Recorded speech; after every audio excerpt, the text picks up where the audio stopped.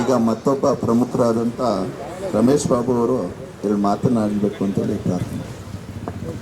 ಪ್ರಪಂಚದಾದ್ಯಂತ ಹಿಂದೂ ಧರ್ಮವನ್ನು ಆಧರಿಸಿ ಗೌರವಿಸಿ ನಡೆಯುತ್ತಿರುವ ಈ ಒಂದು ಇಲ್ಲಿರುವ ರಾಷ್ಟ್ರ, ಅದಿಲ್ಲೇ ಭಾರತ ಮಧ್ಯಪ್ರವೇಶಿಸಿ ಬಾಂಗ್ಲಾದೇಶಕ್ಕೆ ತನ್ನ ಅಸ್ತಿತ್ವವನ್ನು ಕಾಣಕ್ಕೆ ಪ್ರಯತ್ನ ಮಾಡಿ ಅನ್ನ ತಿಂದ ಮನೆಗೆ ಗಳ ಎಣಿಸುವಂತಹ ಕಾರ್ಯಕ್ರಮ ಕೆಲಸವನ್ನು ಮಾಡ್ತಾ ಇದ್ದಾರೆ.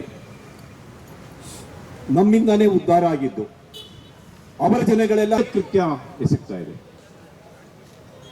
ಯಾಕೆ ಅವರಿಗೆ ರಿಗಾರ್ಡ್ಸ್ ಅನ್ನೋದಿಲ್ವಾ ಭಾರತ ದೇಶದ ಬಗ್ಗೆ? ಭಾರತದಿಂದ ಭಾಗವಾಗಿ ಹೋಗಿರೋ ದೇಶ.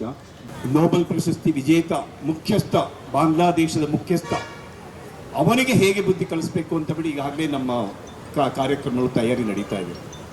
ಅದಕ್ಕೆ ಅವಕಾಶ ಮಾಡಿಕೊಡ್ಬೇಡಿ. ಬಾಂಗ್ಲಾದೇಶಕ್ಕೆ, ಬಾಂಗ್ಲಾದೇಶ ಸರ್ಕಾರಕ್ಕೆ, ಬಾಂಗ್ಲಾದೇಶದ ಮುಖ್ಯಸ್ಥ ಏನು ಯೂನುಸ್ ಅಂತ ಬಿಟ್ಟು ವ್ಯಕ್ತಿ ಬಂದಿದ್ದಾರೆ. ಏನಾದರೂ ಒಂದು ಕಾರ್ಯಚಟುವಟಿಕೆ ಆಗಲೇ ತಾನೆ, ಎಷ್ಟು ದಿನ ಅಂತ ಸಹಿಸ್ಕೊಳಕ್ಕಾಗತ್ತೆ?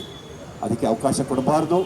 ದಯವಿಟ್ಟು ಆಗ್ರಹಪೂರ್ವಕವಾಗಿ ಹೇಳ್ತಾ ಇದ್ದೇವೆ, ಬಾಂಗ್ಲಾದೇಶ ದ್ವೇಷ ಭಾಷಣ ಇತ್ತೀಚೆಗೆ ಸುದ್ದಿಲಿರೋ ಒಂದು ವಿಷಯ.